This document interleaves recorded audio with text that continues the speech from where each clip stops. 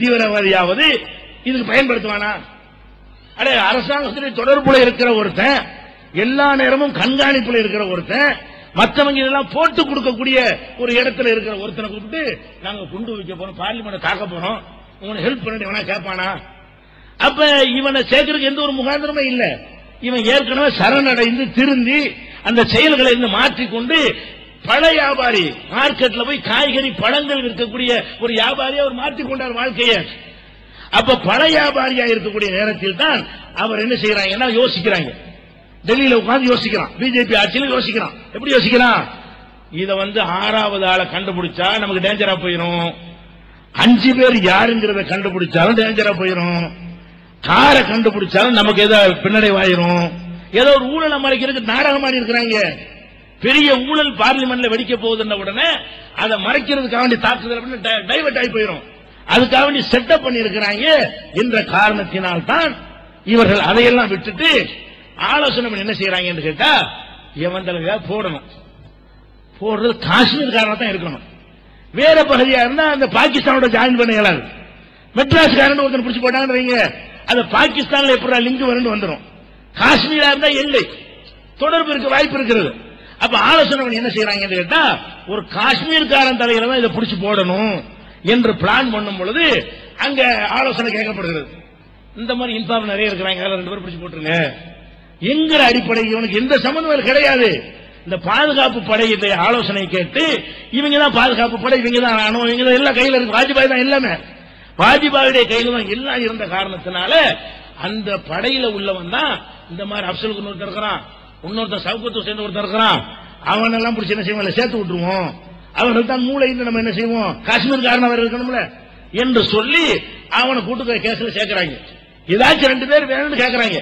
ஏன்னா அந்த 5 பேரோட முடித்து விட்டோம் என்று சொன்னால் புலன் விசாரணை செய்யலன்னு நாடு கேட்குமா, அந்த வழக்கு என்னடா ஆச்சு, 5 பேரோட முடிஞ்சு போச்சு, அப்புறம் என்னடா ஆச்சு கேட்குமா இல்லையா? அதை மறக்கடிக்கணுமா இருந்தால் இன்னும் வெளியில 2 பேரை போலீசார் பிடிச்சாங்கன்னு காட்டணும், தண்டிச்சாங்கன்னு காட்டணும் என்பதற்காக வேண்டி இந்த மாதிரி ஒரு நாடகத்தை போட்டு அரசாங்கத்துக்கு ஆள்காட்டியாக இருந்த முன்னாள் தீவிரவாதியாக இருந்து திருந்திக் கொண்ட அப்சல் குருவை கூப்பிட்டு அவனை கொண்டு இளைஞாங்க வழக்குல சேர்த்து உனக்கு எல்லா இதுவும் ஹெல்ப் பண்ணுவோம், நாங்க ஒரு டிராமா பண்ணிக்கிட்டு இருக்கிறோம், நீ பேசாம இரு, நீ வழக்கறிஞரோட வைக்காத, உன்னுடைய வெளியே கொண்டு வர எங்க பொறுப்பு அப்படிங்கிற ஆள்காட்டி அப்படி ஆசை காட்டி நம்பிடுவான்ல, அந்த மாதிரி அவனை நம்ப வைத்து அவனை கொண்டு போய் பலிகடாவாக்கி அவன் தான் முதல் குற்றவாளிங்கிற அளவில் ஒன்னா நிப்பாட்டி விட்டாங்க. அப்ப எந்த அடிப்படையில் தீர்ப்பளிச்சார் பாருங்க. தீர்ப்புடைய வாசகத்தை உலகத்தில் இப்படி ஒரு தீர்ப்பு இருக்குமான்னு பாருங்க. அந்த வாசகத்தை படிக்கிறேன். கோர்ட்ல சொல்றான் பாருங்க, அப்சல் குரு நீதிபதி தூக்கு தண்டனை கொடுத்தார் பாருங்க. நீதிபதி அந்த கூறுகட்ட முண்டம் சொல்லுது, அப்சல் குரு எந்த ஒரு பயங்கரவாத குழு அல்லது அமைப்பை சேர்ந்தவர் என்பதற்கான ஆதாரம் எதுவும் இல்லை. நீதிமன்ற தீர்ப்பு தூக்கு தண்டனை கொடுத்த தீர்ப்பு எப்படி வருதுன்னா, போலீஸ் கொடுத்த ஆதாரம் ஒன்றும் சரியில்லைன்றுச்சு. அப்ப அப்சல் குரு ஜெய்ஷே முகமதுங்கிற அதை சேர்ந்தவனும் இல்ல, வேற எந்த அமைப்பை சேர்ந்தவனும் இல்ல, அதுக்கு எந்த ஆதாரம் வாசகத்தை அதே வாசகம் நேரடியான வாசகம் இது. அப்சல் குரு எந்த ஒரு பயங்கரவாத குழு அல்லது பயங்கரவாத அமைப்பை சேர்ந்தவர் என்பதற்கான ஆதாரம் எதுவும் இல்லை. இந்த மாதிரி எழுதினா அவன் விடுதலை செய்யணும். இப்படி ஒருத்தனை பத்தி எழுதினா என்ன செய்யணும், விடுதலை செய்யணும். பிந்தி சொல்றான், பெரும்பாலான சதி திட்டங்களில் குற்றச்சதியில் பங்கேற்றதற்கான நேரடி சாட்சியம் இருக்க முடியாது, அது ஆதாரம் இல்ல. பெரும்பாலான குற்ற செயல வந்துகிட்டு அவன் செஞ்சேங்கிற ஆதாரத்தை குற்ற செய்யுமா இருக்காது. பெரும்பாலான குற்ற செயல்கள்ல ஒருவர் சம்பந்தப்பட்டார் என்பதற்கு நேரடி சாட்சியம் இருக்க முடியாது. இருப்பினும் குற்றம் சாட்டப்பட்ட அப்சல் குரு தற்கொலை படை பயங்கரவாதிகளுடன் ஒத்துழைத்தார் என்பது சூழ்நிலைகளை சீர்தூக்கி பார்க்கும் போது தெரிய வருகிறது. ஆதாரம் இல்லையா, சூழ்நிலையில பார்க்கிறான். என்ன சூழ்நிலை, ஒரு சூழ்நிலை காணா, சூழ்நிலை அவுட்டா போச்சு. சூழ்நிலைகளை சீர்தூக்கி பார்க்கும் பொழுது இந்த ஆள் செஞ்சிருப்பார்னு தெரிய வருதுங்கிற அவன் நீதிபதி. ஏண்டா இப்படி பார்த்தா ஒவ்வொன்றுக்கு நான் சோனியாவுக்கு அப்படி சொல்லலாமே, சோனியாவுக்கு நான் சொல்லலாம் தீர்ப்பு எழுதும் போது சோனியா தான் ராஜீவை கொலை செய்த, சோனியா இது கேட்கிறேன்னா இந்த சோனியா தான் இது சூத்திரதாரி தூக்குல போட்டது, மற்றவன் சும்மா சிந்தையெல்லாம் மண்டையில ஒண்ணும் கிடையாது. அதனால சோனியா கேட்கிற காரணம் தான். இந்த சோனியாவை நான் கேட்கிறேன், நாங்க சூழ்நிலையை சீர்தூக்கி பார்க்குவோமா, நீ புருஷன் இருந்து ஆட்சிக்கு வர இயலாது, இத்தாலியில இருந்துட்டு பிரதமராக முடியாது என்பதற்காக நீ தான் ஆட்களை வைத்து பணம் கொடுத்து உன் புருஷனை கொலை செஞ்சாய். ஆதாரம் கிடையாது. சூழ்நிலை சீர்திருத்தி பார்த்து எனக்கு தெரியுது. ஆதாரம் கிடையாது, நீ ஆதாரமே கிடையாது. ஆனா சூழ்நிலையை சீர்திருத்தி நான் பார்க்கும் பொழுது சோனியா தான் கொலை செய்து 4 பேர் பொய், விடுதலை புலிகள் தப்பா பொய் வழக்கு போட்டிருக்கிற என்று எனக்கு தெரிகிறது அப்படின்னு சொன்னா கடுகளவு மூளை உள்ள காங்கிரஸ் மடைய எவனா ஒத்துக்குவானா?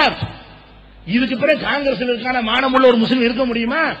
இந்த மாதிரியான ஒரு தீர்ப்பை நீதிபதி சொல்றான்னு சொன்னா இந்த தீர்ப்பு சரியான தீர்ப்பா? ஆனா ஆதாரம் இல்லைன்னு முதல் பாராவல சொல்ற, சந்தர்ப்ப சூழ்நிலைகளை வைத்து பார்க்கும்போது தெரிகிறது என்பது ஒரு சட்டத்தின்படி உள்ள நாட்டில் சொல்லலாமா? ஒரு வழக்கின் தீர்ப்புல இப்படி சொல்லலாமா? எதை வேண்டாம்னு சொல்லிட்டு போயிடலாமே. சந்தேகத்தின் பலனை எதிரிக்கு கொடுத்து விடுதலை செய்கிறோம், இப்படிதான் கோர்ட்ல சொல்லுவான். ஒரு ஆளு கண்ணு முன்னாடி கொலை செய்யற உலகமே பார்த்திருக்குங்க, பார்த்து கோர்ட்ல போயிருக்கும். அது ஒரு சாட்சி பிறண்டுக்குருவான், ஆதாரம் நிக்காது. அப்ப நீதிபதி என்ன சொல்லுவான்? இவன் செஞ்சதற்கான சூழ்நிலைகள் இருந்தாலும் அவன் சந்தேகம் வந்துவிட செஞ்சிருக்க மாட்டான் என்பதில் சந்தேகம் வந்ததனால் சந்தேகத்தின் பலனை எதிரிக்கு கொடுத்து விடுதலை செய்கிறேன். இப்படித்தானடா இத்தனை வருஷமா தீர்ப்பு வழங்கிட்டு வந்தீங்க. எந்த ஒரு வழக்கிலையாவது சந்தர்ப்ப சூழ்நிலையை வைத்து தீர்ப்பு வழங்குறேன்னு கொடுக்கலையப்பா, தூக்கு தண்டனை கொடுக்கலையே. ஆதாரம் இல்லை நீனே சொல்ற. அவன் குற்றத்தை எந்த இயக்கத்தை சேர்ந்தவன் இல்லைங்கிற, ஒரு இயக்கத்தை சேர்ந்தவன் இல்லைன்னு தீர்ப்புல எழுதிட்டு சூழ்நிலைகளை பார்க்கும் பொழுது தெரிய வருது என்று ஒரு நீதிபதி சொல்லலாமா? நான் ஒரு மேடையில பேசும்போது நான் சொல்லலாம், ஒரு எழுதக்கூடிய எழுத்தாளர் சொல்லி தொலைச்சிட்டு போகலாம். ஒரு நாட்டில் ஜஸ்டிஸ் வழங்கக்கூடிய நீதிபதி இந்த வார்த்தையை சொல்லலாமா? அப்ப எப்படி நாங்கள் நீதிபதி நம்புறது? உனக்கும் இந்த பாபர் மசூதி கட்ட பஞ்சாயத்து பண்ண கபோதிகளுக்கு என்ன வித்தியாசம்? தீர்ப்புல சொல்றானா? அடுத்து சொல்றான் பாருங்க, குற்றம் மிகப்பெரியது. என்ன குற்றம்? பார்லிமெண்ட் ஆக்கிட்டாங்கல்ல, தீர்ப்புடைய தொடர்ச்சி. குற்றம் மிகப்பெரியது, கொடியது என்பதால் நாடு முழுவதுமே இதனால் அதிர்ந்துள்ளது என்பதால் ஒட்டுமொத்த நாட்டு மக்களின் கூட்டு மனசாட்சியை, ஒட்டுமொத்த நாட்டு மக்களின் கூட்டு மனசாட்சியை அப்சல் குருவுக்கு அதிகபட்ச தண்டனை வழங்கினால்தான் திருப்திப்படுத்த முடியும். நாங்க எதுக்கு தூக்கு தண்டனை கொடுக்கிறோம் என்றால் மக்களை திருப்திப்படுத்துவதா இருந்தால் எவனையாச்சும் போட்டு தள்ளினா தான் மக்கள் திருப்தி அடைவாங்க. அதுக்குத்தான் கொடுக்கிறேன்னு சொல்றானே. ஏண்டா இதாடா நீதி? உலகம் காரி துப்பாது உன் மேல. ஜனாதிபதி முகர்ஜி மேல காரி துப்ப மாட்டான், இது ஒரு தீர்ப்பாடன்னு கேட்க மாட்டான். இந்த நீதிபதிகள் மேல காரி உமிழ மாட்டான். ஏண்டா சொல்றீங்க? அவனுக்கு ஆதாரம் இல்லைங்கிறீங்க, ஒரு இயக்கத்தை சேர்ந்தவன் இல்லைங்கிறீங்க. ஆனா எவனையாச்சும் போட்டு தள்ளினா தான் மக்கள் ஒத்துக்குருவாங்க. மக்கள் கொந்தளிப்பு அடக்கணுமா? மக்கள் கொந்தளிப்பை அடக்குவதற்காக எவனையாச்சும் நாங்க போட்டு தள்ளுவோம். ஆதாரம் இல்லதான். அப்சல் குருவுக்கு நாங்கள் தண்டனை கொடுத்தா தான் மக்களுடைய மனசாட்சி, கூட்டு மனசாட்சியம், எப்ப எல்லாம் கூடிய ஆலோசனை பண்ணி முடிவெடுத்தாங்க நமக்கு தெரியல. மக்களுடைய கூட்டு மனசாட்சியை அதிக தண்டனை கொடுத்தால்தான் திருப்திப்படுத்த முடியும். அந்த அதிகபட்ச தண்டனை மரண தண்டனையாகத்தான் இருக்க முடியும் என்று இந்த அயோக்கிய நீதிபதிகள் தீர்ப்பளிக்கிறார்கள். இது நீதிபதி பதவி பிரமாணம் எடுத்துக்கொண்டாயே அந்த சட்டத்துக்கு உட்பட்ட தீர்ப்பா? இப்படித்தான் இந்தியாவுடைய நீதித்துறையில சட்டம் இருக்கிறதா? இப்படி மக்களை திருப்திப்படுத்துறதுக்கு தண்டனை அளிப்பதாக இருந்தால் கோர்ட்டு விசாரணை ஒன்று சட்டமே தேவையில்லையே.